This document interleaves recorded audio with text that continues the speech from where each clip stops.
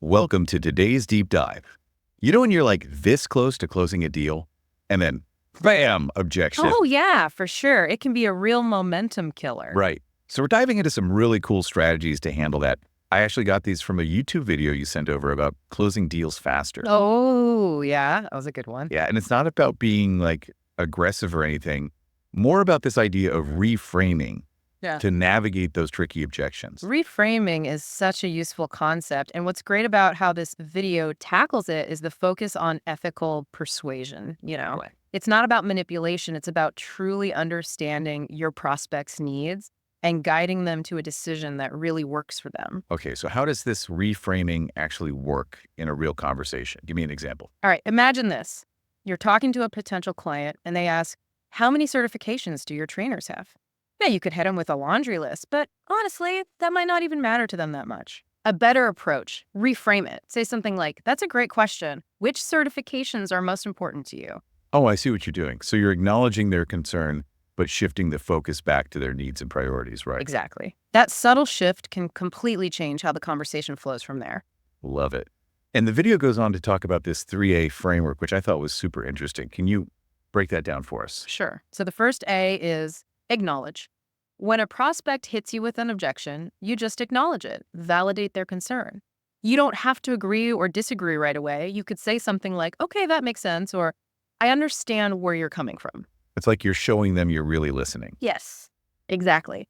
It buys you a little time to think too, and then you move on to the second A, associate. This is where you connect their objection to something positive, like maybe something you've seen from your most successful clients. Ooh, I like where this is going. Right. So if they say, for example, I need to think about it, you could say, that's great, you're being thorough. Our best clients often take their time to consider all the angles before making a decision. So you're kind of subtly implying that they're in good company, like they're on the same path as those who are already benefiting from what you offer. Exactly. Subtle, but powerful. And then we get to the third A, which is ask. After you reframe the objection, it's time to regain control of the conversation with a well-placed question. So instead of just saying, do you have any questions? Mm-hmm. Which, let's be honest, is kind of like opening Pandora's box. Right.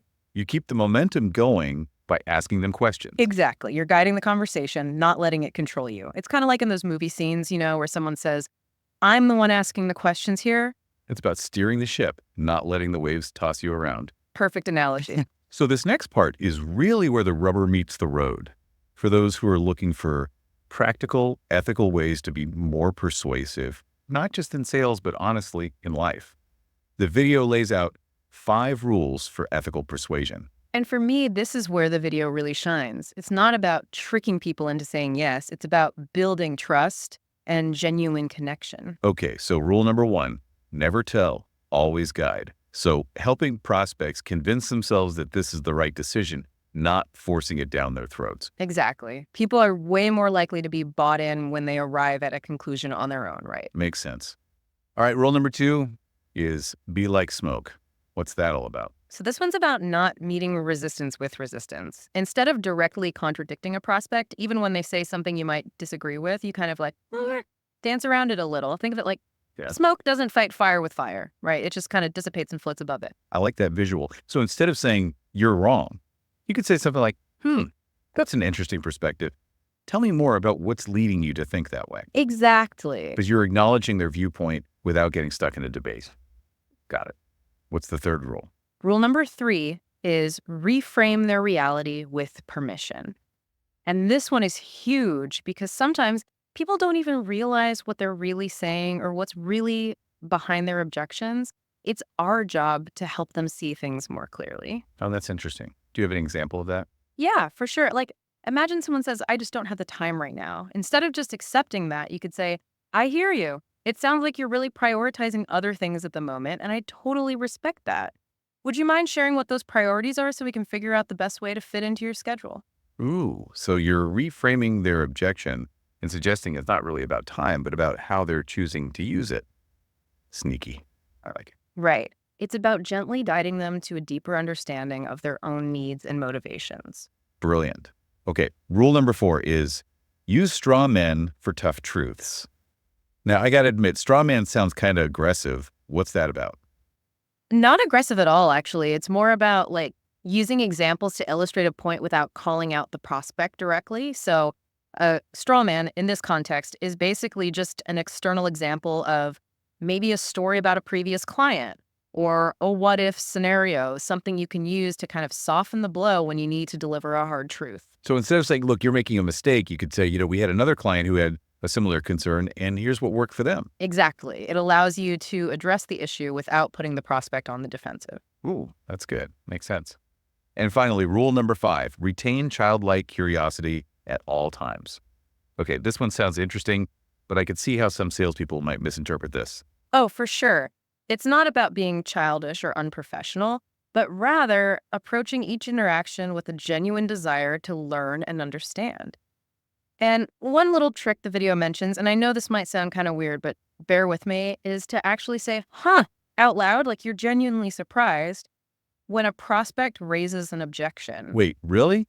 Even if it's like the 50th time you've heard that particular objection? Yes, it might feel awkward at first, but try it. Hmm. Because when someone seems genuinely curious, it completely changes the dynamic. It shows you're fully present, you're engaged, you really want to understand where they're coming from. And it probably buys you a second to actually think about your response instead of just going into autopilot mode. Exactly, because let's be real, nobody wants to feel like they're just another number in your sales funnel. They want to feel heard, you know? So true. Okay, so we've covered a ton of ground here, from reframing to the 5 rules of ethical persuasion. For our listeners who are ready to level up their sales game, what are some key things they can start doing, like today, to implement all this? What's the biggest takeaway? Honestly, I think the biggest takeaway is the power of questions. Don't be afraid to ask clarifying questions to really get to the heart of what the prospect is thinking and feeling.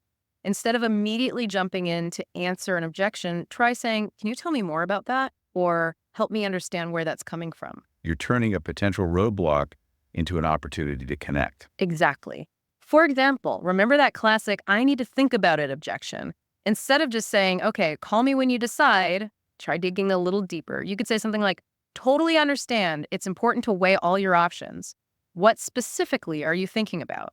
What would help you feel more confident in making a decision?" Ooh, you're inviting them to share their thought process, and that gives you valuable information to work with. Exactly. And here's another little nugget.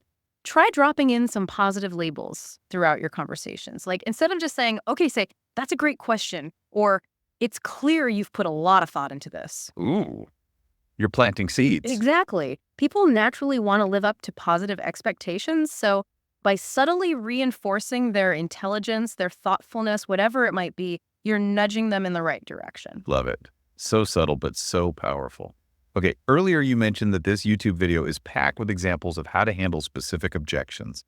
Let's dive into some of those, shall we? Let's do it. Let's start with that classic "I need to think about it" objection. Imagine you're about to close the deal and they hit you with that. Don't panic. Remember your 3A framework. Start by acknowledging, "Totally get it. It's a big decision." Then associate. Actually, a lot of our happiest customers have said they appreciate taking a little time to sleep on it. And then ask, "Just so I know, what are some of the key things you're going to be thinking about?" So you've acknowledged their need to process, you've subtly positioned them alongside your successful clients, and then seamlessly brought it back to asking insightful questions. Boom. It's all about reframing without being pushy. And you can use a similar approach for other objections too. Like what about the "I need to talk to my spouse" objection? Oh, yeah, that's a common one. Right. Totally valid objection, of course. So you acknowledge it. Yeah. Then maybe say something like, "That makes perfect sense. You two are a team." When you talk, what are some of the key things you want to make sure you cover so you can feel good about moving forward? Instead of just letting the conversation end, you're keeping them engaged with the process. Right. It's all about keeping that momentum going. This is great. Okay, let's tackle one more. What about when someone says, "I just don't have time"? That one always feels like a conversation killer. Yeah, I hear ya. That one's tough. But instead of just going, "Okay, no worries," try reframing it. You could say, "I totally understand you've got a lot going on. Can you tell me a bit about what your biggest priorities are right now? That way, I can see if there's a way we can make this work on your timeline."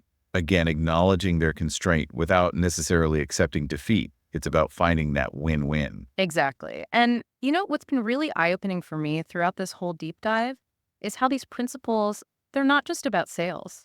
Right. They're about communication. about building relationships. Like, imagine if we approached all our conversations this way with curiosity, with a genuine desire to understand the other person's perspective. Wow, that's a powerful thought. Yeah. It's like instead of going into a conversation thinking, how can I convince this person that I'm right? Mm.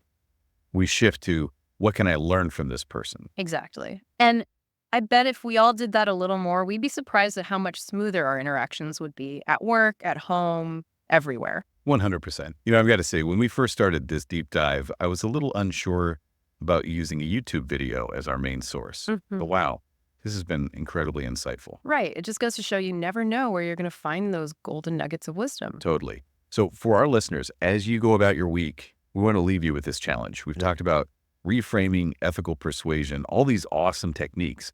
But how can you weave them into your everyday life? Not just when you're trying to close a deal, but in all your conversations. How can you bring a little more curiosity, a little less judgment to your interactions? Who knows? You might just be surprised at the connections you make. That's a wrap on today's deep dive. Thanks for joining us, and we'll catch you next time.